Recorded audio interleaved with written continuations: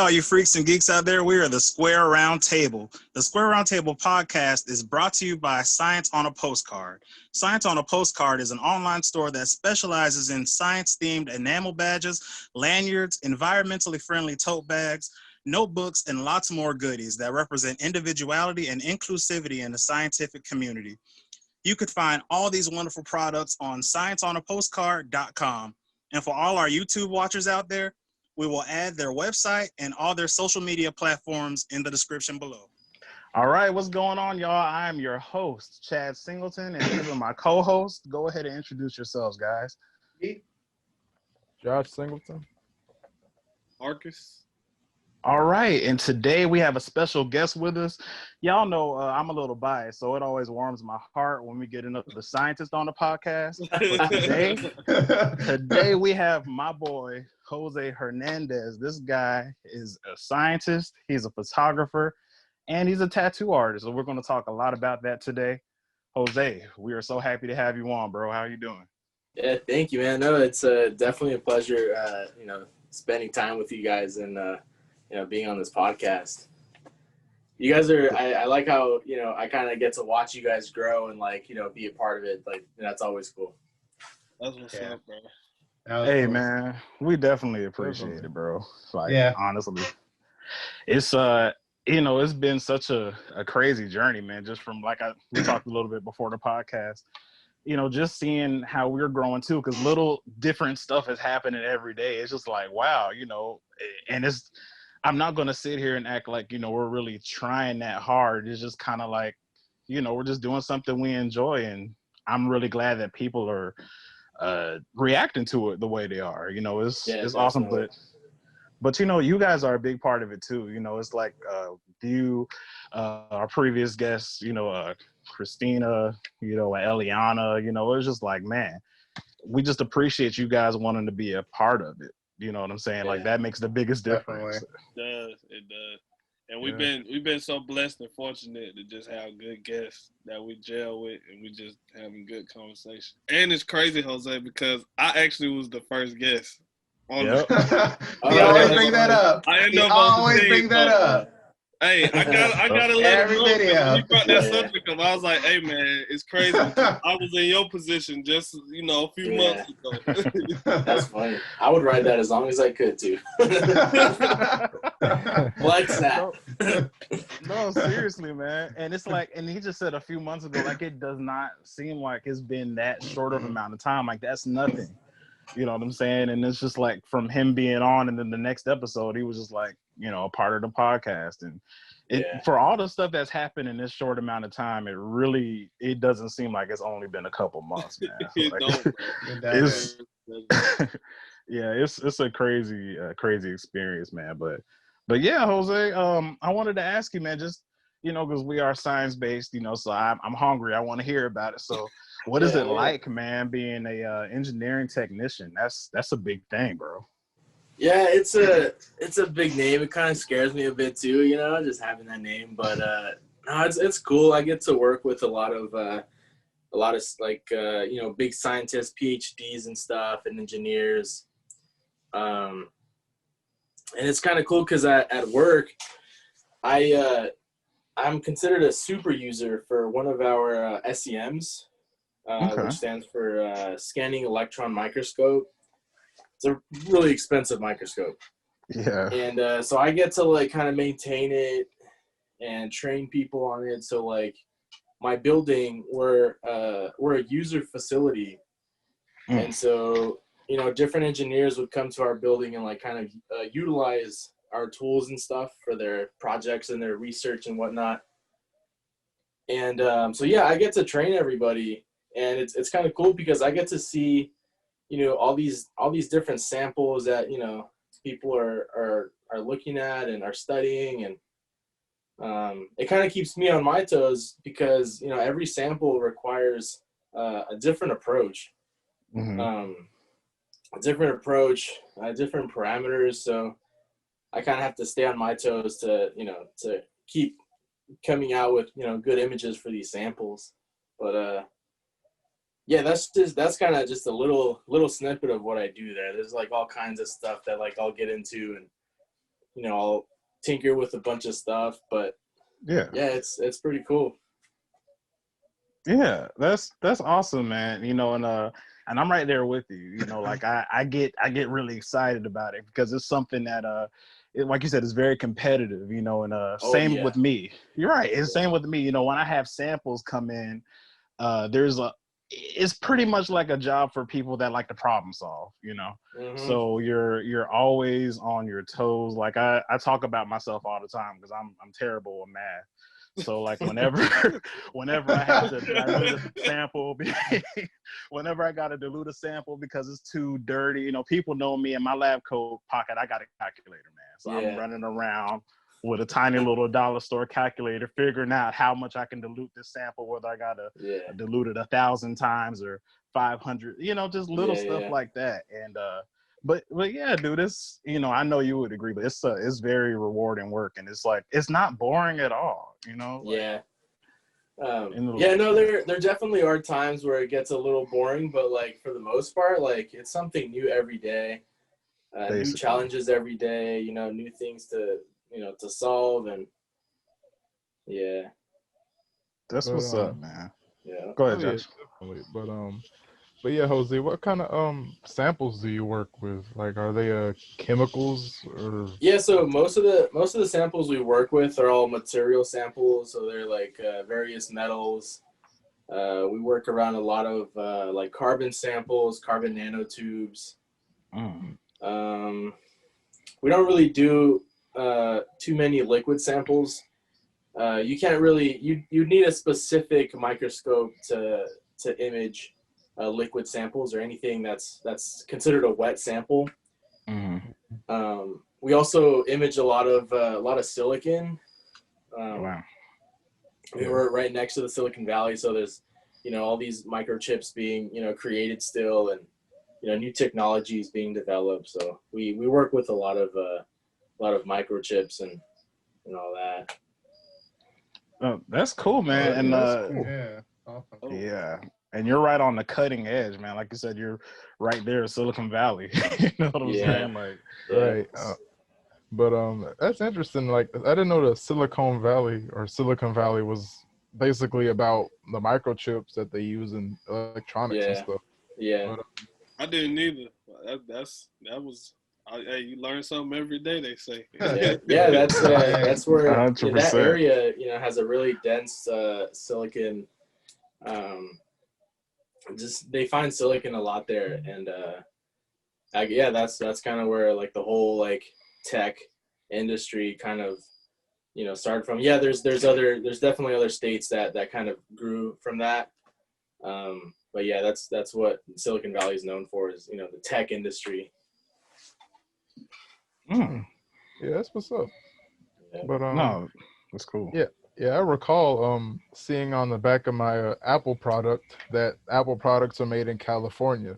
So do you guys make any Apple electronics or develop? No, so sometimes we'll get new technologies that that some engineers are kind of working with.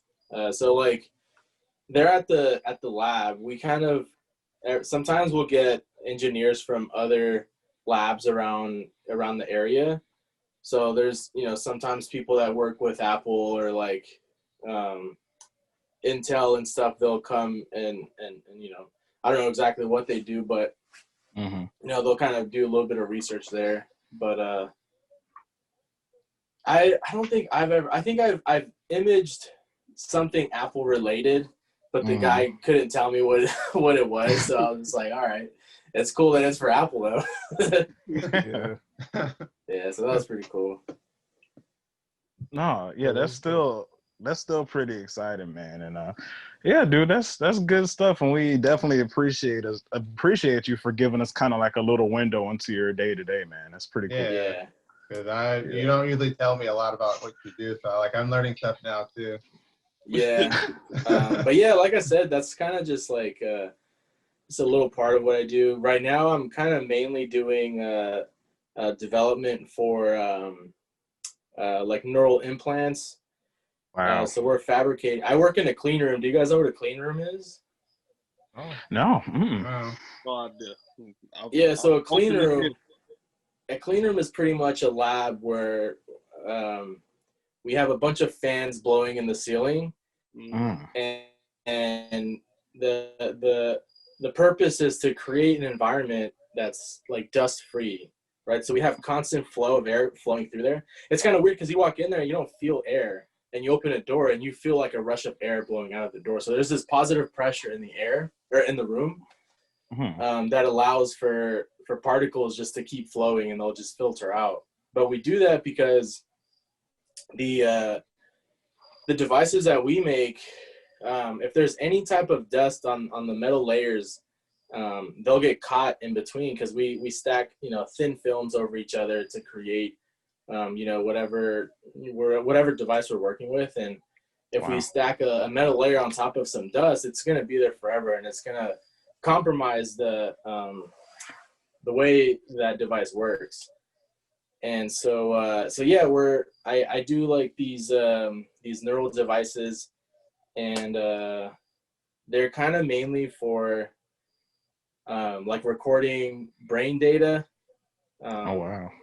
Yeah, so they'll get implanted into brains, and then we'll kind of like, not human brains obviously, but yeah, they'll get implanted, and like we'll like read neurons in the brain, because you have some type of like electrical current running through your brain, like at a low level, and so that's kind of what we're reading with these devices, and it's pretty fun stuff.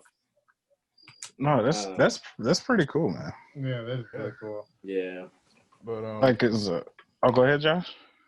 Oh yeah, well, more about like any like measures you take to control dust particles. Do you guys have any preventative measures to kind of stop any static electricity from possibly destroying some of the components? Yeah, that's a really good question actually, because most of the time we're using anti-static like tweezers and stuff. Cool. Most of the time we have gloves on because we have to wear this. It's called a bunny suit, but it's like kind of like a onesie almost. So we have to cover every single part of our body. There can't be any type of fabric showing or any skin. So our gloves you can't really conduct any type of electrical current through your hands with the gloves on. But yeah, we'll definitely use like anti-static tweezers. And it depends on what you're working with, because there's some devices that you don't really need to worry about that. But there definitely are that you do. But yeah, that's a good question, because it definitely can like affect the outcome of your project. Wow. Yeah, that's cool. That is cool, because and that's funny. I've never heard of that, because I guess on a small level, like I work with fume hoods, but just to have a whole room that's basically like a walk-in fume hood, that's crazy. Yeah, it's actually a whole lab. So it's like we have all these tools for like metal depositions and stuff, and like photolithography, if you guys know what that is. But yeah, we also have fume hoods everywhere. So yeah, it's like this whole like huge lab that's considered clean room. Wow. And Yeah, no, you definitely learn something new every day. I had no idea. Yeah. Yes, I'm learning a lot of stuff. Science like way off of what I do. So. Right. Yeah, Jose. It's funny that you say that, because not that long ago, maybe 2-3 years ago, like I did not see myself in the science industry until I came across microscopy at the community college here. Because I was originally studying hydraulics, like industrial hydraulics. But yeah, it's definitely like a huge part of my life now, science. And I definitely see myself like pursuing it for years and years. That's a great thing to hear, man. I mean, so what specifically about like microscopy piqued your interest, man? Yeah, so that's kind of interesting because actually Eliana was the one who introduced me to the program. Wow. And at first I was like, yeah, I don't know about this. So I decided to take a semester just to see what it was like. Mm-hmm. And just the fact that community college Delta was able to offer that type of experience for, you know, for these students, like it was super rare. That's Like awesome. to have like access to these, you know, $1,000 microscopes, like it was super interesting. And then like being able to like prepare samples and stuff, like that was just super intriguing. And it's very like tedious work too sometimes. Like you really got to be careful with your hands. And I think tattooing actually kind of helped me with that because, you know, as a tattoo artist, you have to have a steady hand or else you're going to get a sock to the face after the tattoo's done. You know what I mean? Like, Man. yeah, I think that definitely helped out a lot for sure. That's Yeah, awesome, man. That's really cool. Yeah, like I was just me and my brother were talking the other day, and you know, like I said, it just warms my heart to hear stuff like that because as far as education is concerned, a lot of people, they don't realize, like, at the end of the day, you know, the size of the university or, you know, how big the school is or whatever, or how small the school is, it really doesn't matter. You know, you can have a quality education, man, almost anywhere. Mm-hmm. You know, Definitely. it's more so about like just what you take away from it. Exactly. You know, because and I talked to you yesterday, Jose. Like me and you, we have like similar stories, man. Because it was pretty much quite the same thing. Like I didn't really have I guess I could say a clear path until I went to Atlanta Metropolitan State, which is like a little, you know, tiny school in the middle of downtown Atlanta, you know, and you know, just what they were able to do in that small university and like the opportunities that I was presented with really just, you know, sparked my interest in the laboratory, you know. And yeah, man, I'm so happy to hear that, you know, it did the same for you. That's awesome, bro. It is, man. Because I went to before I went to Georgia State, I was at a community college. It was Georgia Perimeter College. It's Georgia State Perimeter College now, but I got my associates there in what did I get? Oh, in film, and then went on to Georgia State. So that's why I tell people, don't knock down community. Don't do it. No. Because they're very important. Because I got the same kind of education, the same kind of learning I did from there that I got from Georgia State. So it's definitely. I tell a lot of people to do that first before you try to go into a 4-year, because sometimes, you know, a 4-year might be too much for you to handle all at one time. It's community college is to get your feet wet, just to kind of get the feel of a 4-year, because you know it's just like the next step before the 4-year, really. But it kind of like in between, so it kind of gets you ready. Yeah.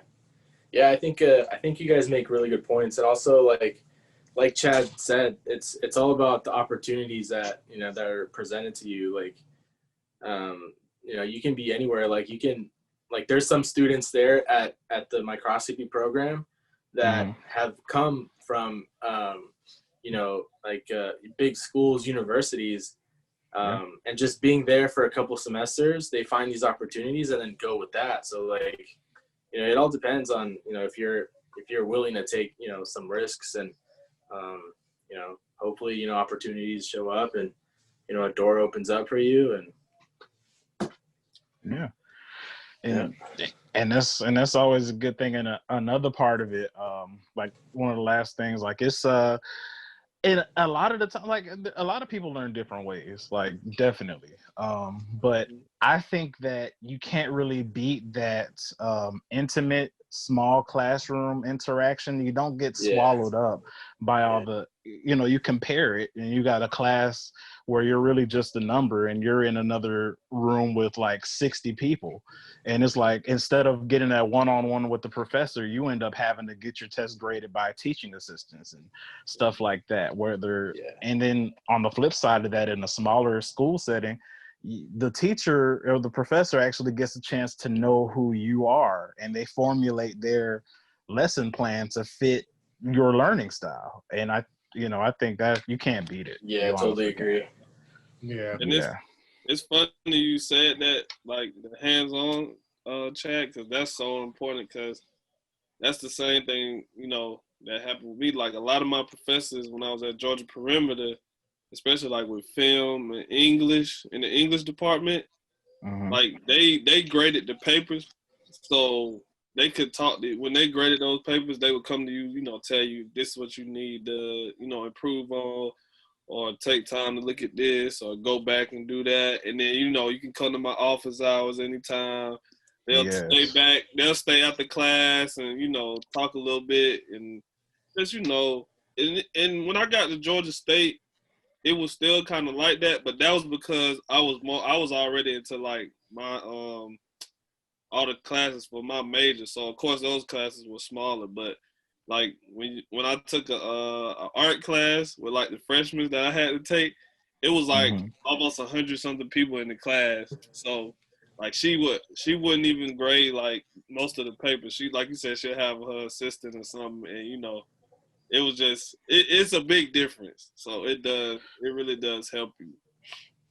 Yeah, 100%. And like I said, it's just great to hear you guys and your experiences, and just to see that a lot of the experiences are pretty much similar in a lot of ways.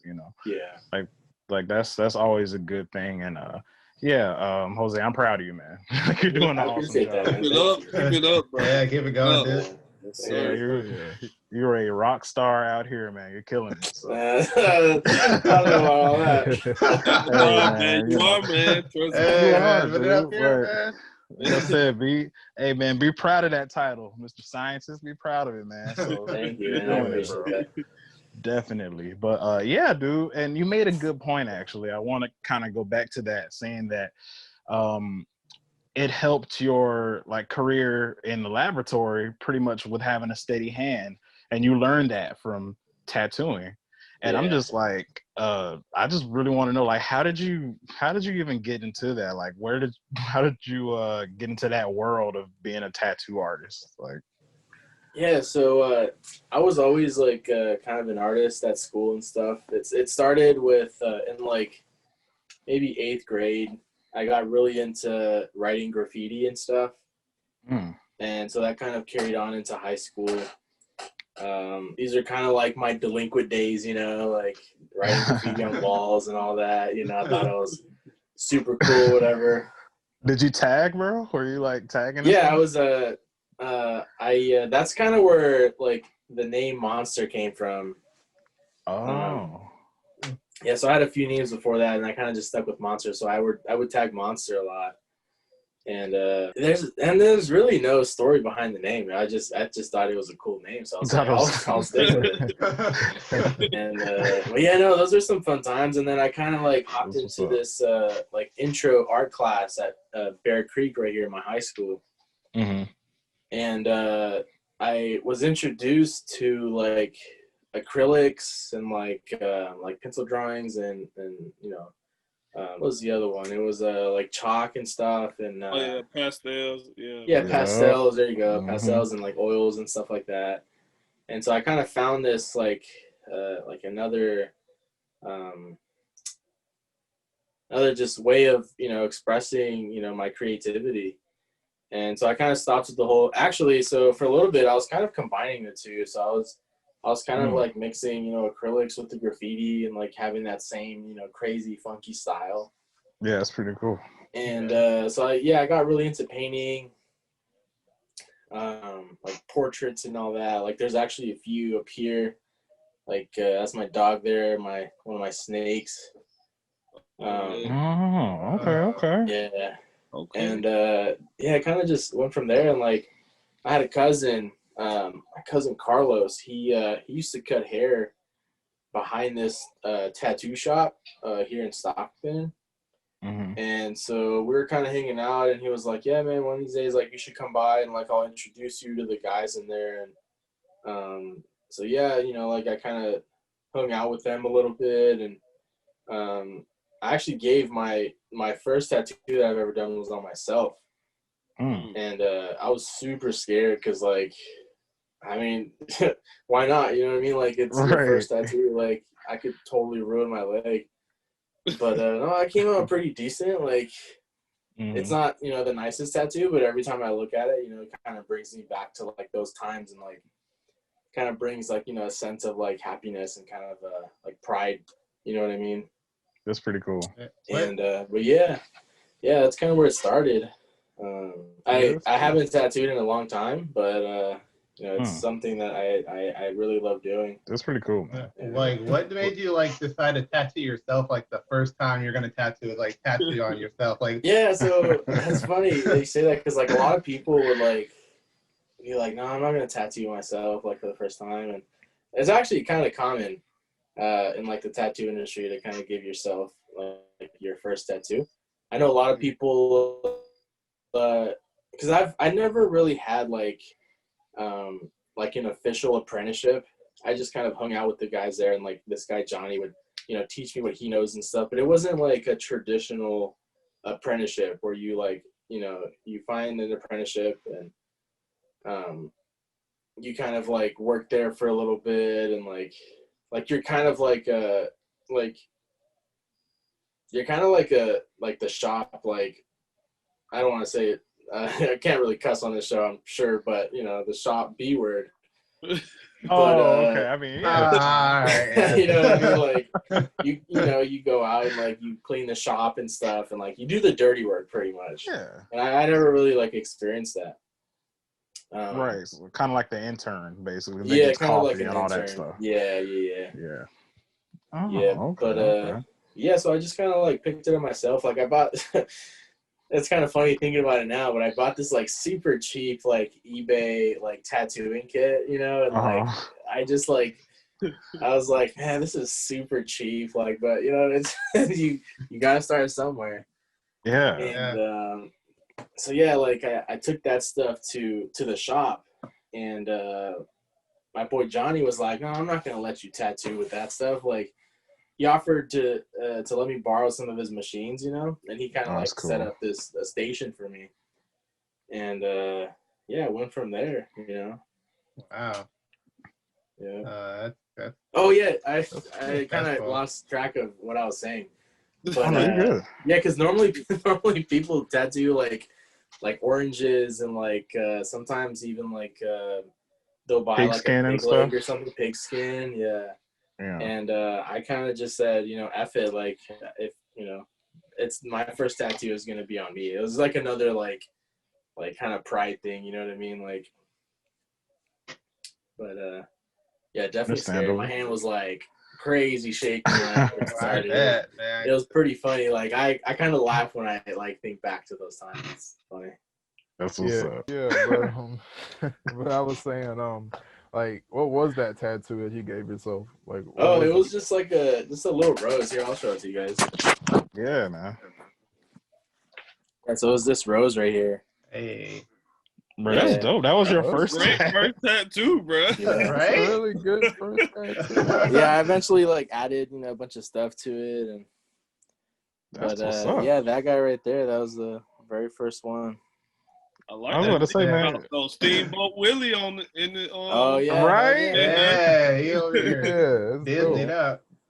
Yeah, that's cool, man. I was about to say you were committed, bro. Like, you put color in it and everything. like, for real. Like, do the whole thing, because, you know, why not? You know.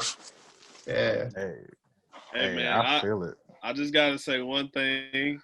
I feel left out in this whole thing because I'm the only person on here who doesn't have a tattoo. No, I'm naked. I don't have. Why is that though? Yeah, tell the story, man. Okay, so let me see. When I was in high school, I always knew the tattoo I wanted to get, and I was gonna get it. I was gonna start it right here, and it was gonna go down. And I used to draw it in class, and it was gonna be like ATLians, and it was gonna have like the city, the skyline in the background, but it was gonna be like all damaged and stuff from like the aliens invading. And then I was, do I still have it? Oh, it was gonna kind of have like the girl from one of the Outkast like albums. It was gonna be like this, and it was gonna, this is the font I was gonna use. Yeah. And I kept this because I was like, okay, this is what I'm gonna get. Yeah. So when I turned 18, I was gonna get it, and my mom told me, she said, if you come in here with any tattoos, I'm gonna kick you out, or you're gonna have to go live with your dad. So I was like, well, won't be getting that because I'm not going to live with him. So I literally didn't get a tattoo because of that. And the thing is, after that happened, I just, you know, lost the interest in going to get one. And it just, it really just, you know, passed me by over the years, and I just forgot to ever, you know, go back to that. But I did want one, like, really bad. Like, I was going to have Star Wars. I was going to be, like, everything up on my arm. Hey, Star Wars. Yeah, when your mother threatens to kick you out of the house at 18 and make you go live with your dad, I'm good on that. Man, hey, I understand. It was it was basically more or less the same thing for me and Joshua at a certain point, because my mom was like, yeah, you're not getting anything till you graduate from high school or blah blah blah. Well, you 21, you could do it now. And then it's like when I finally decided to get one, like, my mom is crazy. Like, she's such an awesome lady, man. She was like, well, if you're gonna get a tattoo, you're gonna have to, you either go big or go home. So you're gonna have to get it cover off the whole top part of your arm. Don't get no little mess. Don't bring no little mess up in this house. So I was just like, that sounds like a cool mom. Yeah, my mom, go big or go home. Go big or go home, man. My mom is something else. So yeah. I went and got my first tat. Like, my palms were sweating, man. Like, I was just like, this crap hurts. I'm never doing that again. And then, like, something happens and you get addicted to it. It's just like, wait a second, I think I want another one. And that's just how it happens. And I'm like, I think seven tattoos in now. So I remember your first tat, man. Yeah. I remember seeing that. You did the famous Facebook post. It was like, here it is, everybody. that photo was ugly. Shut up. Oh, that's funny. Man. He's like, yeah, the bathroom is over there.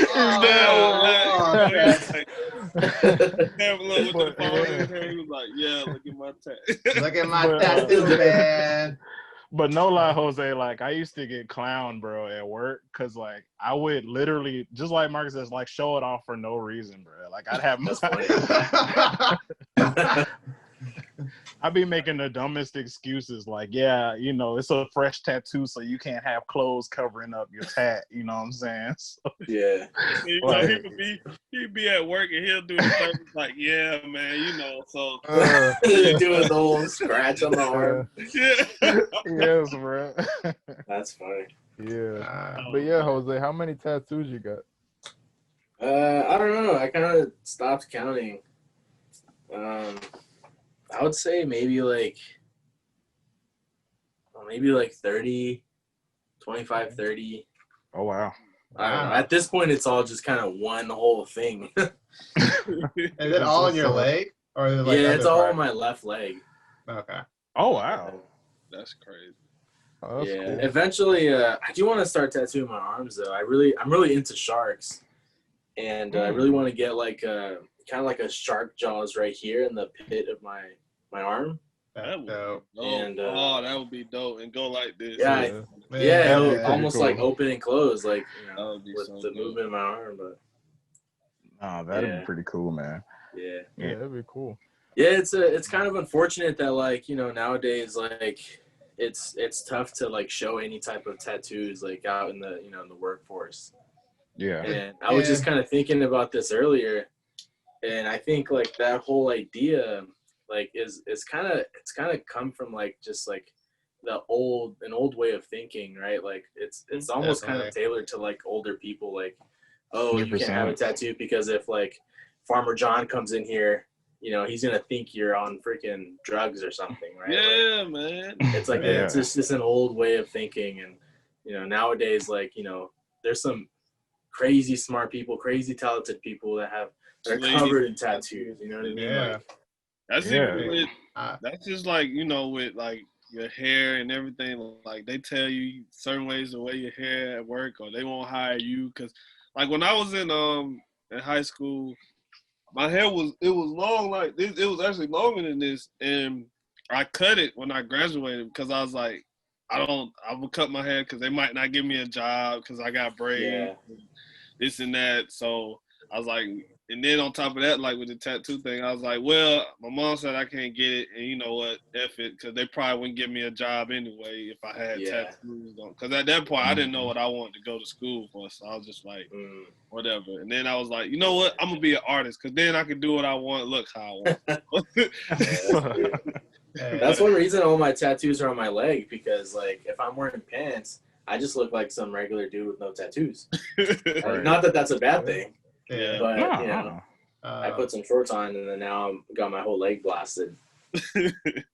But that's so kind of going back to like science and stuff. Like that's one thing I really appreciate about science is that like there's not too many people in the industry that'll like criticize you for your tattoos and stuff. Like it's actually like, or maybe I only say this because it's like that in our lab. Like there's not a lot of people that'll kind of frown you know, upon you because you have, you know, like stretched ears or tattoos or whatever, you know what I mean? Like, it's kind of accepted a little more. And I mean, I guess it makes sense because it's not like customer service or anything, or like you're not dealing with like customers. So there's, you know.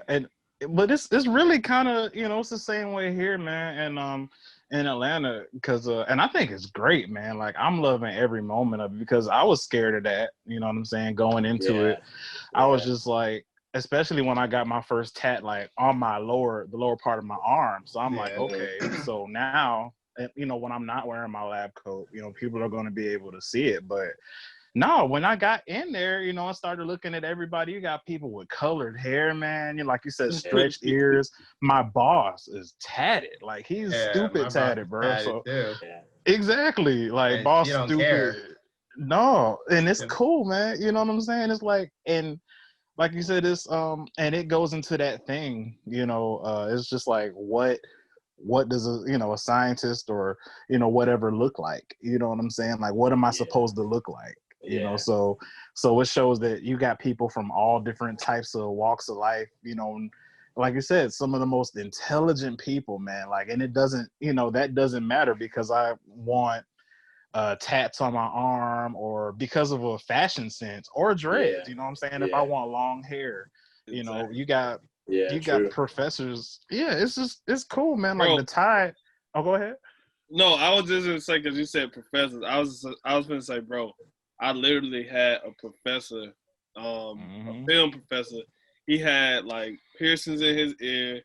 He had a tongue ring. He had and he would wear it all like, and when he would teach us, and he was like the most down to earth dude ever. He had like tattoos and stuff, but like he would come in there like that, and he was like smart as hell. Like he was talking about theory for like TV and analysis. So I know he was smart, but he would, he had all of that. And like you said, I think it's so awesome that you can do that, in those fields like film and art and science. They don't judge you on how you look or what you wear. It's just what you gonna bring to the table to, do your job and get from A to B. Yeah, exactly. Like my job just opened up there, like tattooing things. Like now I can wear tattoos. Like I don't have to have a sleeve on. I can just walk in the house and like show off my tattoos. But that just happened like not even a year ago. So that's like it's cool. That's crazy, man. But you see that tide is changing. You know what I'm saying? Because it's almost like an unstoppable force. You can't close the box on that. It's like, it is what it is. This is, what I'm saying, who we are now. Like I said, like Marcus was saying with your professor, like one of the hardest professors I've ever had, my biotechnology professor, I had to pass his class to graduate. That almost didn't happen. Like smartest dude I know, tatted, like head to toe, like all kind of stuff. So it's just like, like, so it's cool, man. Like I love how that representation is changing. You know what I'm saying? It's like they're not trying to put people in a box anymore, or at least, they're becoming a little more lenient for, you know, how people should look. And, you know, really, and at the end of the day, I'm just like, hey, you know, I could dress however I want to, but my degree says that I can do this.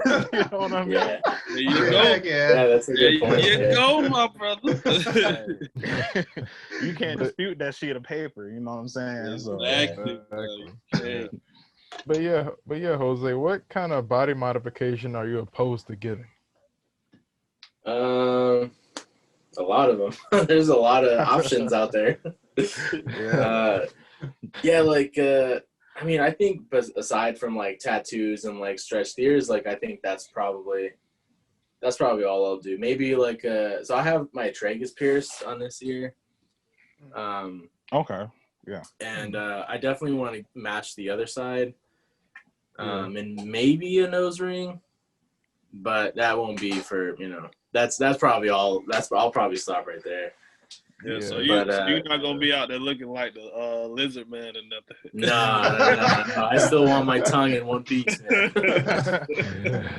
That used to creep me out on Ripley's Believe It or Not. I was like, yeah, that dude is crazy, man. Or like the Tiger Lady or something like that. Yeah, Tiger Lady. Yeah, she looked like she had the whole thing and everything. Yeah, bro, they get like the knots in they like forehead and they. Oh yeah, those implants. Yeah. Implants. Yeah, there's all kinds of crazy like modifications you could do, like scarification, like big time. I've seen people do like huge like scarification pieces, and I'm like, oh man. And they're beautiful though. Like when they're done, it looks they cool, look so but beautiful. Man, that's too intense for me. Jose, I'll be completely honest with you, man. Like for a certain point, and I'm glad you brought up scarification, because after I watched Black Panther and I saw Killmonger's tats, I was like, oh, that looks dope. I'm like, I'm like, I might want to get a little one of them across the arm. You know what I'm saying? Yeah. And then I looked on YouTube and I saw how you had to do that mess, and I'm like, no. Yeah, that's crazy. You're literally slicing layers off your skin. Yeah, I thought it was a cuter way to do it. I'm like, that ain't cute. I can't. That's why I keep telling you, man. It's called movie magic. If it looks cool, doesn't mean you want to get it. True. No. Yeah, but yeah, Jose, have you ever heard of black work tattoos? Yeah, I've definitely heard about that. It's kind of like just really like solid black, right? Just lots of black. Yeah, it's like really intricate patterns with just like really deep black. Oh, okay, yeah. Yeah, that's pretty interesting. That's really, I think, I don't know, it's kind of hard to do because you can't just like, you know, create a design and, you know, tattoo it. Like you really have to follow, you know, somebody's body and like, you know, the way their muscles show and like, you know, different, you know, curvatures of the body. Like everybody's different. Yeah. Right. So like you can't just sit there and like, you know, produce the same design for, not that you wouldn't make the same design, but like you gotta, you know, understand somebody's body to really have it fit them. But yeah, I've seen that. And then also like I've seen this pretty interesting style. I think it's kind of like black work. It's just literally just like blacking out like I've seen that parts of your body. Like I've seen people just go from like their wrist all the way up to like their shoulder, and it's just all black. All black. Yeah. And yeah, it's kind of interesting. I mean, I've never met anybody that's done that before, so I don't really know what like the story is behind that. But I know sometimes a lot of people do it to like, from what I've heard, like they'll cover like tattoos by doing that. Like if they have a large area of like, you know, tattoos they want to cover up, they'll just say, you know, just cover up the whole arm. Yeah, just throw the whole arm away. Just like yeah, like would you ever like cover up your whole leg in black if you get tired of it? Nah, heck no. Nah, that's too much. But one thing I do think that I like about those black tattoos, like they'll do it and then they'll do that just so they can simply like go over it in white and do like a really intricate white. Yeah, I've seen that too. Yeah, that's pretty cool. Now those are awesome. Yeah, it is cool. But as far as like body modifications go, it's just like like I said, I think I'm completely sure. I haven't thought about my legs yet, but as far as both of my arms, I definitely want all of that covered. But same. But as far as the tongue thing goes, man, it's just like I feel like my tongue's gonna be confused when I'm eating. You know what I'm saying? I don't want to be eating food and then just flipping around. No, man, that don't seem fun. Like I ain't got time for all that. Like From what I hear, I think what people normally say is that like when they split their tongues, it's almost like they have full control over both sides. Really? That's what I hear a lot. Yeah, I hear that. Once it gets split, like they both have like individual, like I don't know what you call that, but that's why I said a lot of them, like you see them doing like tricks and stuff with their tongues and like because they can control them both individually. That's pretty cool. It's just it's not for me, but it's cool though. I like it. I know, right? Yeah. It's cool. But I just won't be doing it. Nah, definitely. It's not for me. And I think I seen somebody like tattoo they eyeballs or something like Oh yeah, that's scary. Yeah. I heard you can go blind from that, right? Yeah, I think you can. Right, yeah.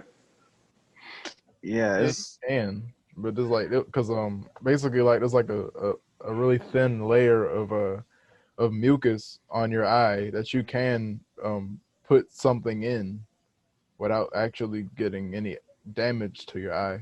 But that's just too much, man. Because my luck, it's just gonna go all in my eye, and I'm blind. I was gonna say I already can't see, so right?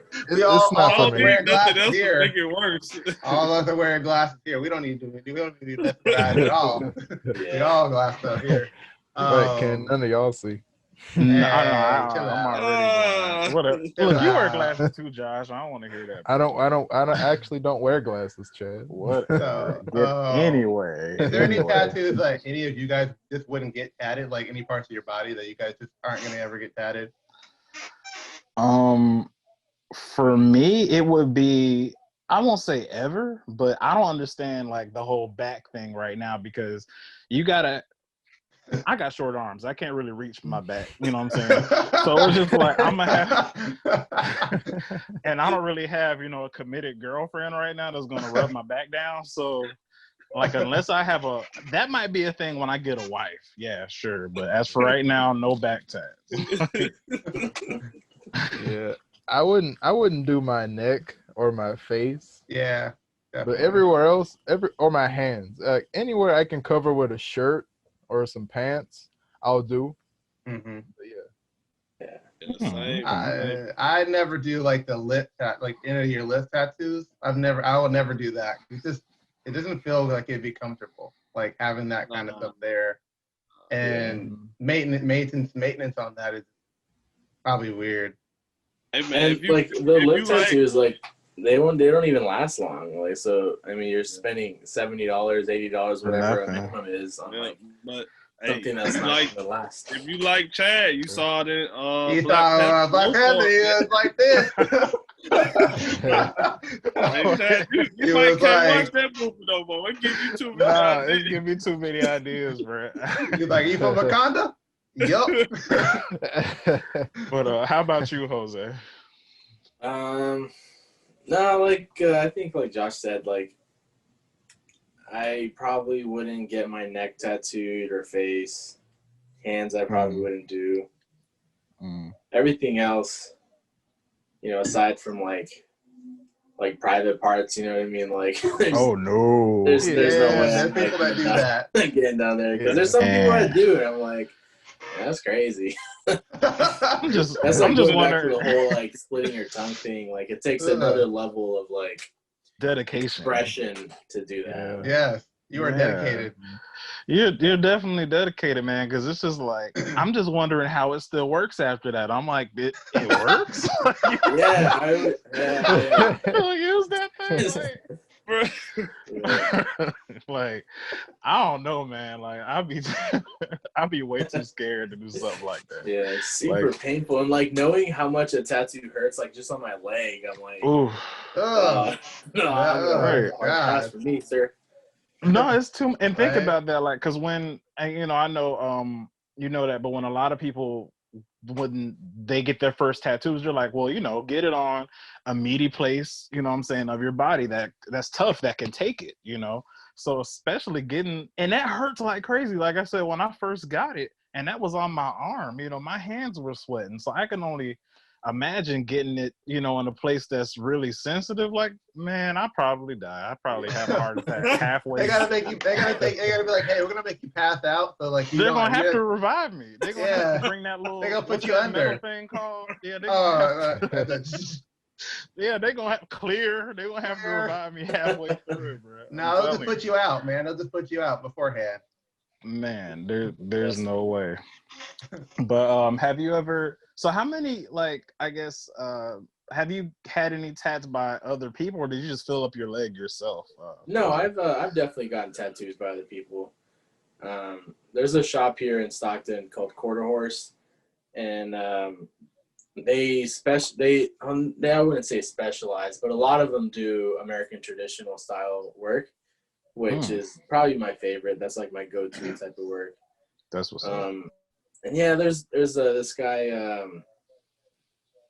His name's Dan that I go to, and then there's another guy. I forget his name though. Oh, Gio. His name's Gio that I'll go to. And, Okay. And then I've gotten a tattoo in San Francisco. Kind of forgetting the guy's name though, but it was a pretty popular tattoo shop. Like it's had a lot of history behind it. Have you guys ever heard of Tyle Luddle? No. No. Yeah, he's pretty big in the industry. He actually passed away. Oh man. But yeah, he was. I mean, I didn't really know too much about him, but like I'll see him like, cause I follow a lot of like tattoo pages and stuff, and like every once in a while, like he'll be at like conventions and stuff, and he was kind of a pioneer in the industry. So what was his style?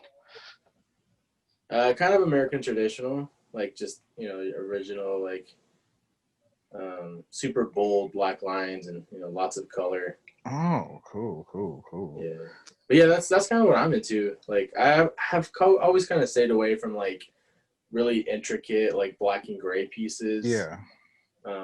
I like something that like that stands out and you're able to read from like, you know, 20, 30 feet away. You know what I mean? Like I don't want to have people like come super close to my arm to really understand, you know, what's on there. You know what I mean? Like, no, definitely. Like I'm the same way. But we did actually, me and my brother, when we went to a tattoo convention, it's the Villains tattoo convention they have in Atlanta every year. And yeah, we got some tats we actually both got Full Metal Alchemist tattoos from this group, and the guys are really cool, man. They do like traditional KT Dragon? Yeah, KT Dragon, they're out in Cali too, man. And they do like traditional like Japanese like tattoos and stuff. Oh hell yeah. But nah, man, they are amazing. But some of those those tats are crazy, and I've seen people, they get them like up and down their back and all. I mean, whole body suits. Yeah, they get whole body like the whole like butt tattoos and stuff. Yeah, butt cheeks and everything. Yeah, man. Right. But you know what I'm saying, like that's a lot better than getting, you know, your privates done, because butt cheeks, you know, those glutes are strong, man. That can take it. You know what I'm saying? Like people be getting them on the inner part too.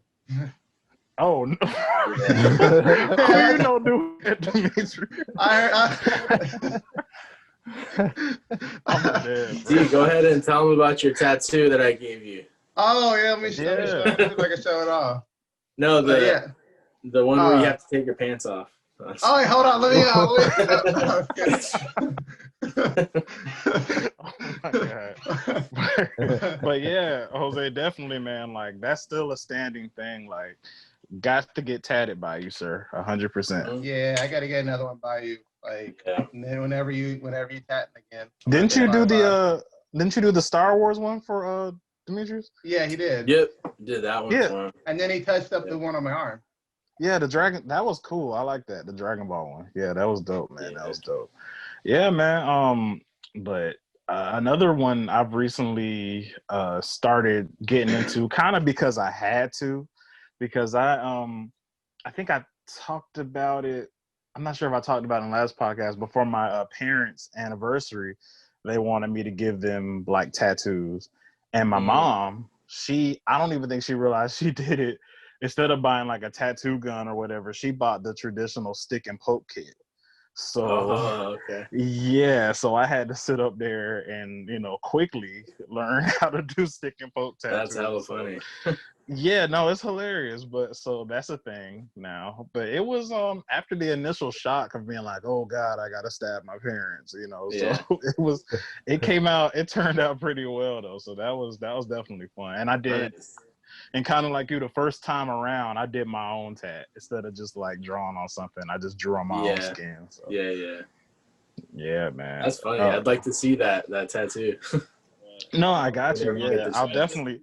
I don't know if y'all could see it. It's kind of like it's just a rectangle, sort of. Because I'm twisting my arm, but that's basically it right there. Oh, okay. Yeah, just a little like rectangle or whatever. But I'll send you. And you did that one yourself? Yeah. Oh shit. Nice. Appreciate it. Yeah, appreciate it. I mean, and I was sweating bullets, dude. I was so scared. I was like, oh my God. But no, Joshua was there. Hey, I appreciate it, man. And I did I'll send you a picture of that one too. I think it's on Instagram. I did a cross on my parents' fingers. So okay. I think I remember seeing that. Oh, that's how you did it, bro. I thought you like actually had like a needle. I didn't know you did it that way, bro. Like, I did. Yeah, I did it. Hilarious. The funny part your is, parents really love you, because I'd have been like, "You my boy," and I would have said, "Nah, Chad." Yeah, bro. And the funny part is, I don't think a lot of people caught on to the fact that I actually did the tat, because whenever my parents talk about it, they're like, "Oh, that's so nice. Your son got somebody to come out and do your tat." And they're like, "No, Chad sat up there and did those tats himself." They're like, "Oh shit, really?" And like, so it's a whole thing, man. But yeah, dude, have you ever thought about getting any stick and poke done at all, or getting into it? Nah, not really. It never really I never really found any interest in it. Although like traditional Samoan type of tattoos are always super cool to me. Yeah. Like, I don't know if they would call that stick and poke, because it's like because I know like in like the Japanese culture, they have like kind of a stick and poke where they just have like this big fat mag needle, and then they'll just jab into your body, right?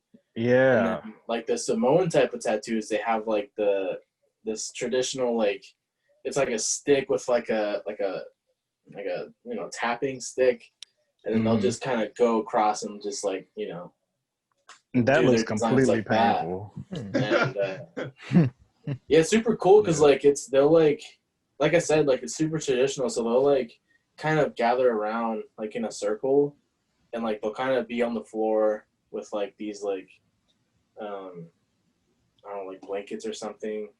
And yeah, it's like it seems like a really special moment kind of thing. Like I'm sure it just not everybody does it, right? It's like a special thing. No, yeah, definitely. It's kind of like it's just like for the people that kind of like for the love of the art, you know what I'm saying? People that really get into it like that.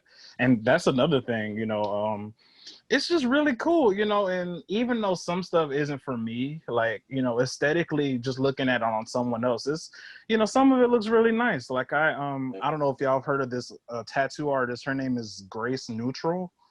And she actually did get her eyes tatted, and they're like blue. And she's a pretty girl. It looks really pretty on her, but it's just something that, I definitely wouldn't be into. Yeah.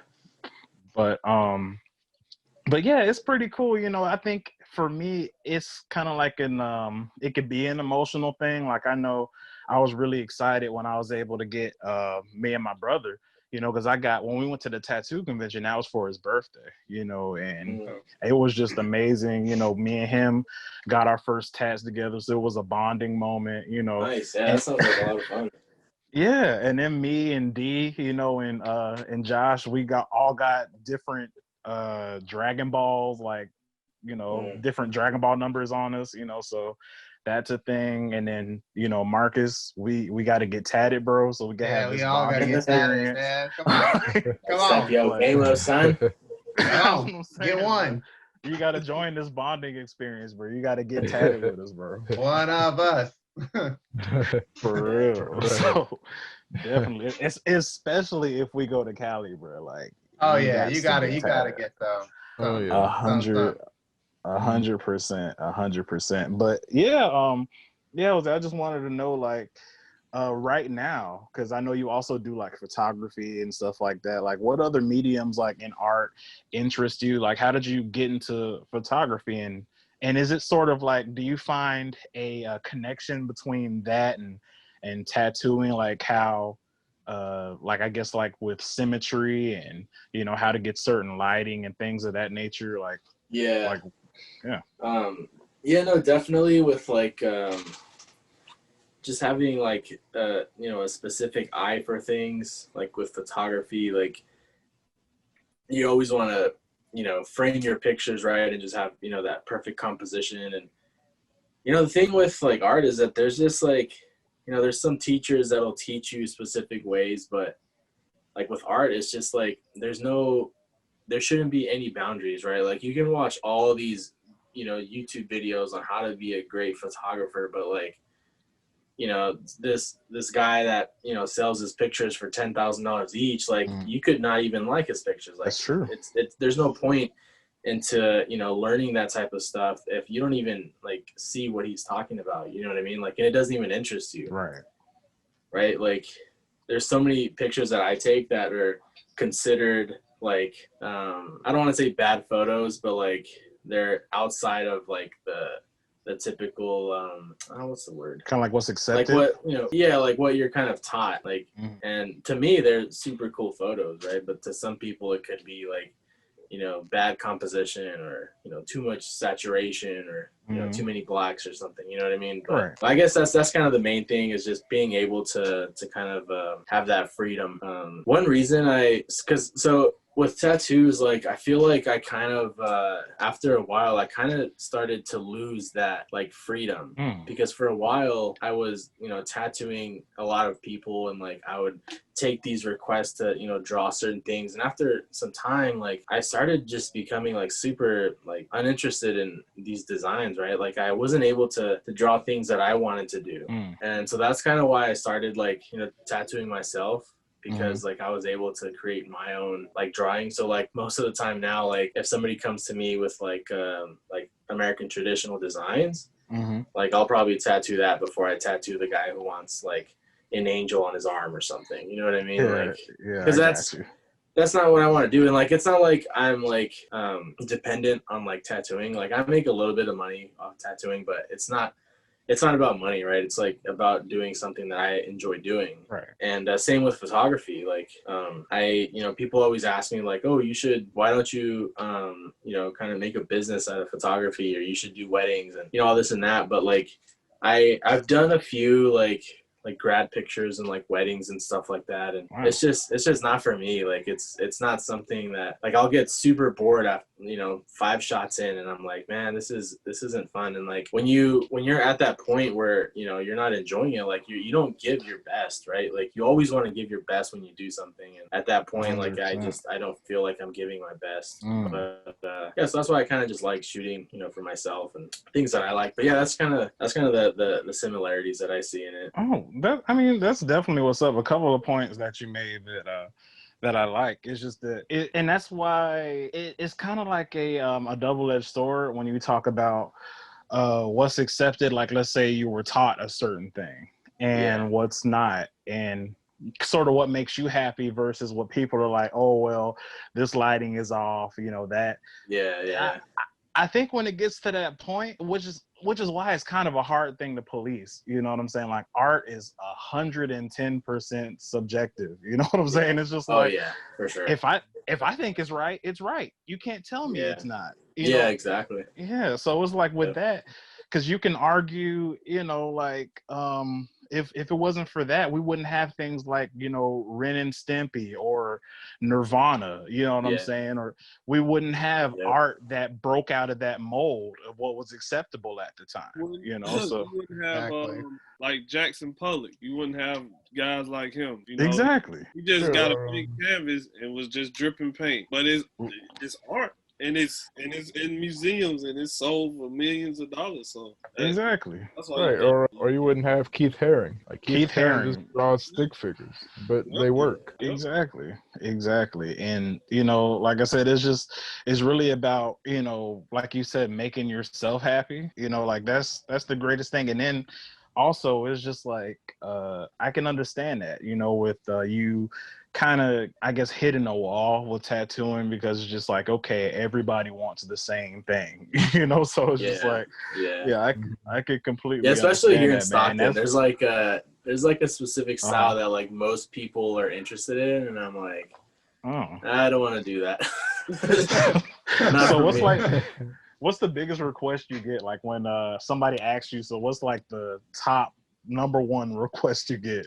As far as so it's I get a lot of like requests for flowers, which I actually love doing. I love doing flowers, but there's also like the really intricate like angels and stuff, and like like, you know, like the kind of like you get the like Medusa and stuff, and like you get like the like really fine detailed like people, I guess you could say. So like realism mostly? Yeah, like kind of realism stuff. A lot of people like, because they see it on Instagram and stuff, right? Like they see these like crazy good tattoo artists, like, you know, doing these tattoos, and then they come to me, they're like, can you do this? And I'm like, like no, man, not for me. He's like, nah.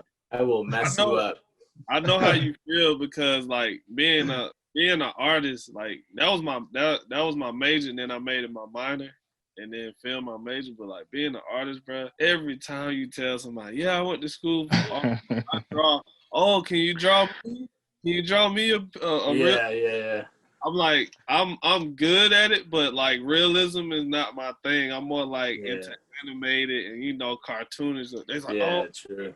Because I wanted a picture. I was like, nah, you know, that's just not my thing, bro. So I told him, you said that, and the look on your face, I was like, bro, I know exactly how he feels. Yeah, because I'm like, come on, like the look of pure disgust, just like, oh gosh. Right. No, I get a lot of, I also get a lot of like name requests, which at first I was kind of bad at, you know, writing names, but I got a lot better at it, and it became actually something I kind of enjoy. That's what's up. Because that's what takes like a lot of concentration, because it's just one line, right? You know, just creating these letters, and any little kink in the letter, like that'll stand out like crazy. Yeah. Mm-hmm. That's really cool. And you know, the interesting thing, man, is like you were talking about realism, and not to crap on, you know, realism, because for a big part of like my life, like as when I was in high school, I went to school for art. You know, I really tried my hardest. Like I wanted to do realism really, really well. But it's like at a certain point, you kind of lose the part of it that's art. Well, for me, because it's just like, it looks like a photograph, you know. It's just like, I'm just like, and I guess I figured that out as I got older. I was just like, you know, this is a great thing, and people that can do it, that's amazing. But it's just like, I could have just printed a photograph out, and, you know, it's just, I don't know, it just loses that creativity part for me. You know what I'm saying? Yeah, that's actually a good point. Like I know there's a lot of like tattoo artists nowadays that they do like these like hyper realism type of portraits and stuff, and it literally looks like they have a picture just printed on their arm, which you know, it takes a lot of skill to do, but like it's I don't know, it's just like when the it's not rappers for me. come out and they like, oh yeah, I just got a tattoo like Dr. King or Malcolm X or Tupac. I'm like, bro, you could have just got somebody to draw you a picture, like. Yeah, Right. And I'm just gonna say this, y'all. As much as I love, and like, there's certainly people like in my family and celebrities that I love, but I don't want to wake up every day and be like, ugh, wow, the Joker again. Okay. And look at a dude on my arm every day. I just right. Good morning, Joker.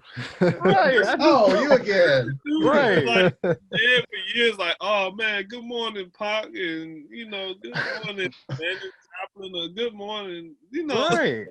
I just it kind of like I feel like it kind of goes back to the whole like art being subjective thing. Like it's I mean, if it makes you happy, like that's all that matters, right? Exactly. Yeah, definitely. Yeah, definitely. At the end of the day, but for me, it's just like fad stuff, man. Yeah. Like I remember when the Dark Knight came out, and everybody and their grandma had Heath Ledger tats. I'm just like, now 20 years later, you still got a Heath Ledger tat. It's like, oh, okay.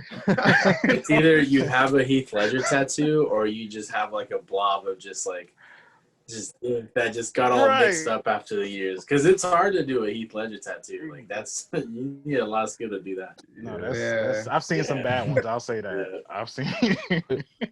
I've seen some pretty awful Heath Ledger tats. But yeah, yes, they look. Oh yeah. Go ahead, Josh. Yeah, Jose, what's your favorite tattoo style, or what is your? It definitely has to be American traditional. Yeah. Okay. American traditional, and like I like a little bit of Japanese. Like I really enjoy peony flowers, like the pink, super big flowers. I actually this is probably the last tattoo that I've done is this like peony flower. Oh, that's pretty cool. That's sick. Yeah, but yeah, stuff like that. Yeah, definitely American traditional. I just like how bold it is, and as simple as the designs look, like they're actually pretty difficult because like going back to the whole like writing scripture and calligraphy and stuff, like right. These lines, like some of them can't be hidden. Like if you were to do like a super heavy like black tattoo of like something realism or something black and gray where you can hide a lot of like the imperfections and the outlines. With American traditional, you can't really do that, and so it kind of brings up another challenge for me to kind of figure out and keep pushing myself to do better and all that. No, definitely. And I always thought it was pretty cool. Like, cause it just depends. If I find like a quote or something that I really like, sure, I might put it on me. But I've always loved seeing people with big passages put on them and the lines are so crisp and straight. I always thought that was awesome. I'm just like, how do they do that? Like, I mean, there's this guy, this artist here in California. He's actually, I think he's in San Jose. His name's Leo Tattoos, I think, on Instagram. Okay. But his calligraphy is like, man, it's like top notch. Like these lines are so fine and perfect, and like, yeah, it's crazy. Yeah, that's a skill. Like I couldn't imagine, because I'm just like, even just trying to do stick and poke. Like from afar, it looks like the lines are pretty straight, but up close you can see little dots out of place here or there. Yeah. And it's just, I'm just like, how do people? Because you have to constantly keep, I guess, going back over it, even with the like the machine and stuff like that. Yeah. So man, that's got to be tough. Yeah. So really, like a machine is kind of it's like stick and poke, but like on like a really fast scale, because the needle is literally just like going up and down, so you're creating all these like pokes in the skin, and with like a really fast repetition, you're able to kind of connect all those dots and it looks like one straight line. And that's why there's some artists that would even like they'll slow their machine down to where instead of like having a super fast machine, they'll have like really slow cycles, and then they'll kind of like almost create like a shading with that. Like, do you guys know what stippling is? Yeah. It's like when you kind of shade something, but like you're using dots instead of actual like a gray wash or something. It's used a lot in like pen drawings and stuff. You'll just make a bunch of dots, but then you're able to get like, you know, dimension doing that. I think that's kind of cool. Oh, but, that's pretty. Yeah, that's pretty. Cool. Yeah, and I think like Demetrius and Marcus, like, we'll pretty much recognize that because if like Spider-Man and all those traditional comics, like those are the Kirby dots, you know, like what Jack Kirby used to use for drawing comics and stuff like that. So yeah, man. So that's pretty cool. And one of the last things I kind of wanted to know, because you do have a lot of tats, man. I just wanted to know specifically, what's like your favorite tat and why? Dang, you gotta put me on the spot like that? On the spot, sir. Put me on the spot, man? Yes. Hey, let me take a look here. Real quick. Yeah, you gotta comb through 30 of them. So.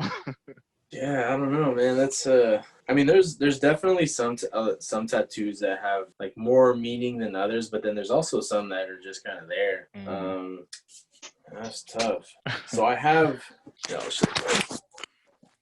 this right here, which is an SEM, a microscope that I first learned on.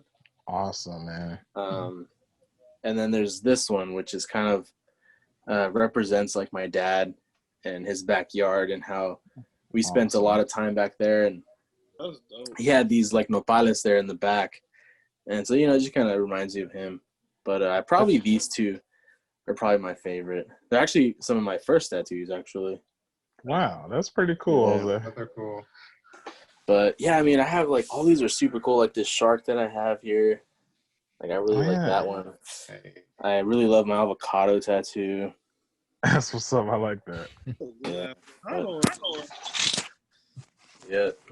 No, that avocado is heat, man. I like that. Yeah. Thank you. You know, my favorite tattoo is right here. Oh, that's nice. Wow, man. Who did that for you, man? Who did that for you, man? That faded pretty fast, man. Right? Yeah. But yeah, no, that's so like that's kind of the thing. Like like not all tattoos have to have like, you know, these intricate stories behind them. For sure. I think that's one reason a lot of people kind of refrain from getting tattoos, is because, you know, to them they have to have like a really specific meaning and a really, you know, intimate meaning. But yeah, like I said, like a lot of mine's like, it's just something that I like, and, you know, something that you know, I can kind of think about and, you know, remember like what I was doing when I got this avocado tattoo, like what was happening around me, and like, you know. Yeah. But yeah, like each tattoo kind of brings me back to a specific memory, and I think that's kind of what matters the most to me, are those memories. That's what's up, man. Definitely. That's really cool. And I know, like I said, the memories I made, you know, with these guys and, you know, getting tatted too, you know, it's, like I said, it's a lot of the same stuff, man. You know, I remember where I was when I got it, you know, how I felt. Like my favorite one is the dopamine and serotonin tattoo I got, you know, when I graduated from college. Yeah. So, you know, that kind of stuff, I appreciate it. But yeah, man, you know, all good stuff. Like you said, it doesn't have to be something to where it's really sentimental to you. You could just be because you got something because you like it. You know, like Star Wars or anime. You know, I got piece of toast if you like piece of toast, you know. Piece of toast. Yeah, you know, just get it tatted right here, toast and a piece of butter on there and everything. Get it grilled. Yeah, exactly. So one of my favorite things, in life, is when like some of my best friends like would come to me for their tattoos, and just being able to like share like that, you know, like that intimate moment with them, like when I, you know, tattooing D's arm, you know what I mean, like stuff like that, like that's really special to me, like when I get to tattoo, you know, my friends. Like, you know, I gave Christina like this big old mango right here on her arm. Yeah. And Yeah, just stuff like that. Like I tattooed an orange on my friend Midori's back. It was kind of a few months ago. But I actually took my tattoo stuff down there to Anaheim where they live, and kind of did that. That was pretty fun. And even like having my friends tattoo me, because that same trip I designed this little this corn dog. It's kind of this insider that we have. I kind of designed it and, let them take turns like completing, that design. So I thought that was like the coolest thing. That's like, even cool, though like it's not like, the straightest tattoo or the coolest tattoo, but like to me, like I think it's pretty dope. Yeah, it doesn't matter, you know what I'm saying? Because it's the experience. And I think a lot of the time when people look at the community, they kind of miss that part of it, that a lot of it is just like, it's social, you know what I'm saying? It's a way to relate to one another, exactly. So basically, that's why, Marcus, it's time for you to get a tattoo. So. Yeah, come on, man. What's your first one gonna be? Marcus and his no tattoo. You can't have invisible ink on your arm forever, bro. But yeah, man, all jokes. But honestly, man, Jose, it's been a pleasure having you on, bro. Oh, definitely. Yeah, for sure, man. This was definitely fun. I was telling D that, today I kind of had a little bit of, not anxiety, but I was kind of anxious about, doing this. Like, I was thinking about it all day, like, what are we going to talk about? Like, it's going to be pretty fun. But again, like, I'm super grateful for, this opportunity and, you guys giving me the chance to talk with you guys and kind of conversate. And we enjoyed having you on here. Definitely. Just the like I said, I always say it, but I appreciate you guys for coming out and just the transparency, man. Just like for you to even want to be up here and talk about your life with us, really. Like that's that's amazing. And it, like I was telling Dee the other day, I really appreciate because I met you guys once, when we were out in Cali, and we didn't get a chance to spend a lot of time together, but I just really appreciate the fact that just because of this vehicle that we have, that I get to know you guys a little bit more. Like that's really cool. Exactly. Yeah. And we all get to make new friends, like Marcus, we're meeting new people, you know what I'm saying? Josh too. It's really cool, man. Yeah, I definitely hope to see you guys out here one of these days. I'm coming. Yeah, that'll be pretty fun. We definitely gotta make that. We're gonna talk some Star Wars, man. Man. We all gotta talk about Star Wars, boy. Talk about Star Wars, man. Maybe a new Star Wars tattoo for you. You never know.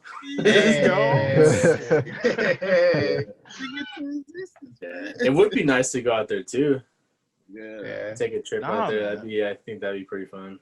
Man, come to ATL, definitely, bro. Like, especially when it's not like this. We'll have some places to show you, man. Like, it'll be dope. You know what I'm saying? Like, yeah, it'll be cool. So, I'll break my my drunk rule. We'll go out to the clubs here, man. You know what I'm saying? Turn up on that.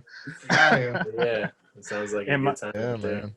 Yeah, and then my brother 21 now, so we can have a real snap. Yeah, man, we're gonna have my old boy Martin. Right. Exactly, bro. Exactly. But yeah, man, Jose, look, man, you are more than welcome to come back anytime, sir. Definitely. I appreciate that, man, for sure. 100%. I appreciate you guys. No, definitely. And for all of our listeners out there, everybody on Power 214 and everybody on YouTube, please tell everybody your information as far as your social media, where they can find you, all that good stuff. Yeah, so I just have an Instagram. It's M0NSTR94. I have a YouTube channel, but there's not a whole lot to see on there. I actually don't even know like what you would search up to find my videos actually, but we'll scratch that one. Just hit me up on Instagram. Actually, if you hit me up on Instagram, my link is there in the bio. So You get 2 for 1 right there. Yeah, 2 for 1. Boom. Hey, you There can you see some go. fire pics too. You get some fire photos to be taken. Yeah, heck yeah. Exactly. See all his artistry. Definitely. Yeah. So yeah, everybody check out Jose Hernandez, check out his art, check out his YouTube page. And if you're in Cali, man, you know, get tatted. This guy is amazing.